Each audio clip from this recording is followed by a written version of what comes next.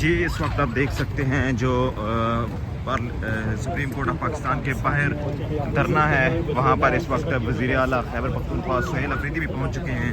یہ مناظر ہیں تازہ ترین، سہیل افریدی بھی اب سپریم کورٹ پہنچ گئے ہیں۔ سہیل صاحب، خان صاحب کو پھر ایک دفعہ رات کے اندھیرے میں لے کے آیا گیا اور آپ لوگوں کو اعتماد میں نہیں لیا گیا، کیا کہیں گے؟ بسم اللہ الرحمن الرحیم۔ جس طرح کہ ہم بار بار کہہ رہے ہیں کہ عمران خان صاحب کا علاج ان کی ذاتی ڈاکٹرز کی نگرانی میں، ان کی فیملی کی موجودگی میں اور الشفا انٹرنیشنل میں ہو، بار بار ہم یہ ایک ہی بات کر رہے ہیں، لیکن مسلسل یہ جعلی حکومت کی ہٹ درمی ہمیں سمجھ نہیں آ رہی کہ وہ کیوں اس بات کو نہیں مان رہے اور وہ کیا چھپا رہے ہیں کہ ان کو نہ ان کی فیملی سے ملنے دیا جا رہا ہے، نہ ہی ذاتی ڈاکٹر سے ملنے دیا جا رہا ہے۔ اور میرے خیال میں اس طرح کی ہٹ درمی ملک کے حالات خراب کرنے کے مترادف ہے۔ ان کو چاہیے کہ عمران خان صاحب کا جو قانونی حق ہے کہ ان کی مرضی کے مطابق ان کے ذاتی ڈاکٹرز اور ان کی فیملی کی موجودگی میں ان کا علاج ہو، لیکن سمجھ میں نہیں آ رہا کہ یہ لوگ کیا چھپانے کی کوشش کر رہے ہیں۔ سر یہ بتائیے گا کہ خان صاحب کو جب لے کے آیا گیا تو ان کے ڈاکٹرز کہتے ہیں یہ 45 منٹ کا پروسیجر ہے ہی نہیں، 1.5-2 گھنٹہ لگتا ہے، اور رات کو بھی ڈاکٹر آصف یوسف صاحب کا ایک ویڈیو پیغام آیا، اس میں یہ کہا گیا کہ اس ہاسپٹل کے اندر کوئی ایسا بندہ ہے ہی نہیں جو کہ ماہر ہو اس چیز کا، لیکن اس کے باوجود بھی پیمز میں لے کے آیا گیا ہے۔ آپ کی بات کیوں نہیں مانی جا رہی؟ شفا انٹرنیشنل کی طرف کیوں نہیں لے کے جا رہے ہیں؟ دیکھیں جی، یہی تو ہم کہہ رہے ہیں اور یہی تو ہمیں سمجھ نہیں آ رہی کہ ہماری بات کیوں نہیں مانی جا رہی۔ حالانکہ ہم نے بار بار یہ کہا ہے کہ ہم عمران خان صاحب کی صحت پر سیاست نہیں کرنا چاہ رہے ہیں، اور نہ ہی عمران خان صاحب نے ابھی تک اپنی صحت کی شکایت کی ہے، نہ ان کی فیملی نے کبھی ان کے صحت کا بہانہ بنا کر ان کو اسپتال شفٹ کرنے کی کوشش کی ہے۔ اگر فرض کرے ابھی یہ دوسری دفعہ ہے اور حکومت چپکے سے ان کو دوسری دفعہ اسپتال لے کر آ رہی ہے، تو اس کا مطلب ہے ان کی آنکھ کا مسئلہ سیریس ہے، اور جب مسئلہ سیریس ہے تو پیمز ہاسپٹل میں ریٹینا کا اسپیشلسٹ ہے ہی نہیں، یہ سرے سے موجود ہی یہاں پر نہیں ہے۔ اگر کوئی بھی ہے وہ معمولی ڈاکٹر ہوگا۔ تو ہم بار بار یہ کہہ رہے ہیں کہ الشفا انٹرنیشنل ہاسپٹل میں ہم مطمئن ہوں گے ان کی ذاتی ڈاکٹرز کی موجودگی میں، ان کی فیملی کی موجودگی میں، لیکن بہرحال وہ یہ نہیں کر رہے، تو یہی پوری قوم میں شدید تشویش بھی پائی جا رہی ہے اور غصہ بھی پایا جا رہا ہے۔ اپنے پریشر کے باوجود اگر انہوں نے نہیں کیا تو اس کے بعد آپ کو لگ رہا ہے کہ کوئی پریشر بلٹ ہو جائے گا ان کے اوپر؟ دیکھیں پریشر تو ان پر ہیں۔ عمران خان صاحب تو کوئی معمولی بندہ نہیں ہے، وہ ملک کا سابقہ وزیر اعظم ہے اور اس ملک کا جو ہے سب سے بڑا سیاسی لیڈر ہے۔ تو اگر فرض کریں ان کی صحت کے ساتھ مذاق کیا گیا تو یہ پریشر آلریڈی ان پر ہے، اور اسی دباؤ کی وجہ سے جو ہے وہ ان کی تصویر بھی باہر نہیں آنے دے رہے ہیں، تو دباؤ اور پریشر ان پر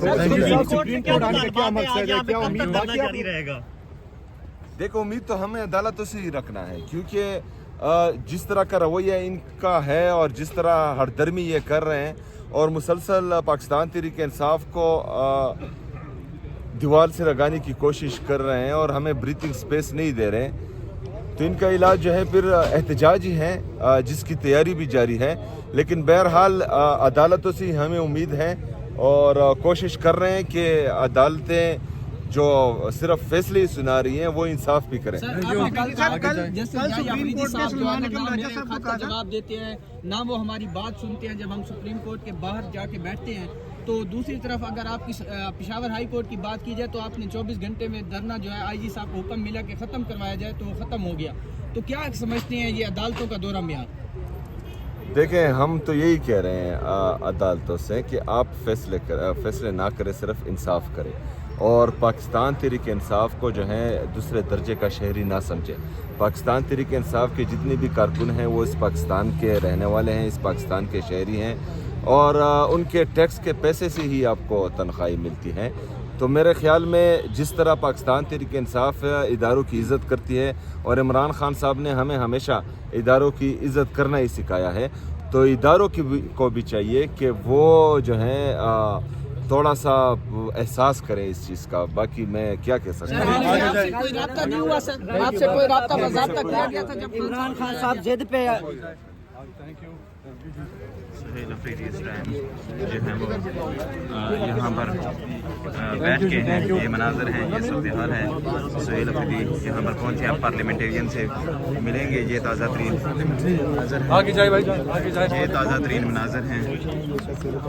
سہیل افریدی اس وقت جو سینٹر اسمبلی کا دھرنا ہے وہاں پر پہنچ چکے ہیں. علامہ راجہ ناصر صاحب نے کہا کہ آپ لوگ یہ معاملہ ٹھیک کر لیں تو ہم گارنٹی دیتے ہیں کہ وہ آپ کی حکومت نہیں گرائیں گے. آگے جائیں سر جی, آگے جائیں, تھوڑا سا راستہ دیکھیں جو سر اس گارنٹی کے اوپر وہ راضی ہو جائیں گے سر. اس گارنٹی میں علامہ صاحب سے تھوڑا آگے جائیں, ابھی علامہ صاحب سے ابھی بھائی تھوڑا راستہ دے دیں, تھوڑا راستہ چھوڑ دیں.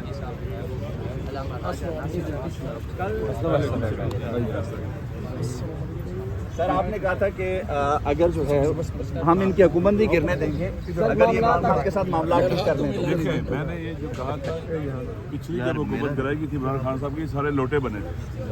آپ ایک منٹ ہمیں بیٹھ جانے دیں, لوگوں کو خریدا تھا. بیٹھ جانے دیں, آپ کہتے ہیں ہم لوٹے نہیں بنیں.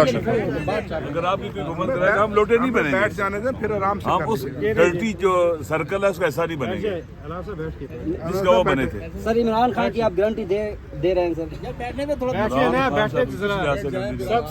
مطلب وہ اگر باہر آئیں گے تو حکومت نہیں گرائیں گے.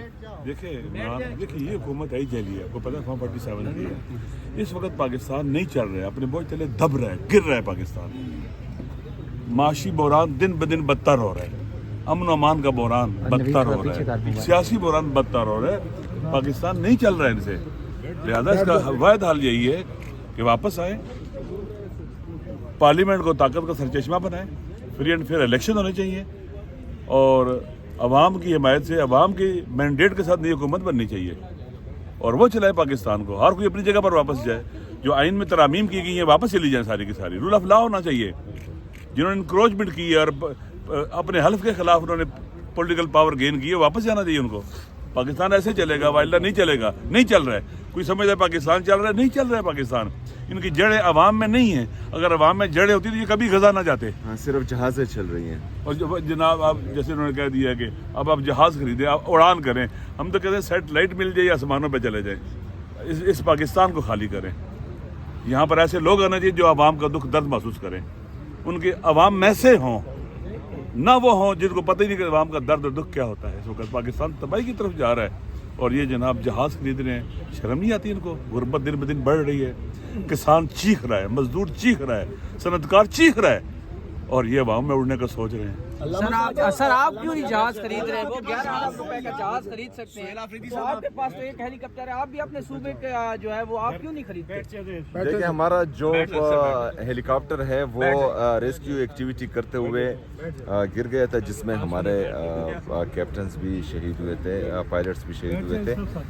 تو ہیلی کاپٹر تو صوبے کے لیے انشاءاللہ تعالی ہم خریدیں گے, لیکن اپنے ناشتوں کے لیے اور باہر جو ہیں شاپنگز کے لیے, عیاشیوں کے لیے ہم کوئی بھی طیارہ نہیں خریدیں گے. اور میرے خیال میں پاکستان ایک مقروض ملک ہے, اور ہم ہر وقت جو ہیں IMF سے بھیک مانگنے کے لیے پہنچ جاتے ہیں کچ کو لٹا کر, اور اس طرح 11 ارب روپے کا اپنی عیاشیوں کے لیے طیارہ خریدنا سمجھ سے بالاتر ہے. اور جس سے خریدا گیا ہے وہ میرے خیال میں اسرائیلی کمپنی ہے, یہودی کمپنی ہے. تو ان کے بورڈ آف پیس میں بھی جو ہیں ان سے رابطے شافتے اور پھر جہاز خریدنا.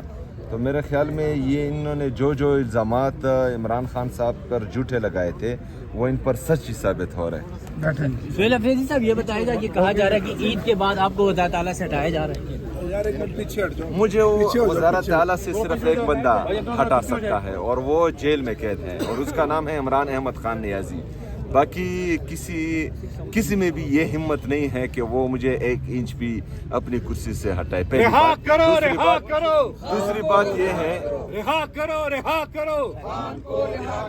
دوسری بات یہ ہے کہ میں نے ایک دن بھی یہ کوشش نہیں کی کہ میں اس کرسی کو بچاؤں. میرا مقصد صرف اور صرف عمران خان صاحب کی رہائی ہے, عمران خان صاحب کی صحت ہے، اور جو عمران خان صاحب نے ذمہ داری دی ہے حقیقی آزادی کی لڑائی کی، وہی لڑائی انشاءاللہ تعالی ہم لڑ رہے ہیں، اور یہ کرسیاں جو ہیں یہ آتی جاتی ہے، ہم نے اپنے مقصد پر فوکس رکھنا ہے۔ اچھا سر، یہ جو آپ نے جو فورس کا اعلان کیا تھا سپریم کورٹ میں کھڑے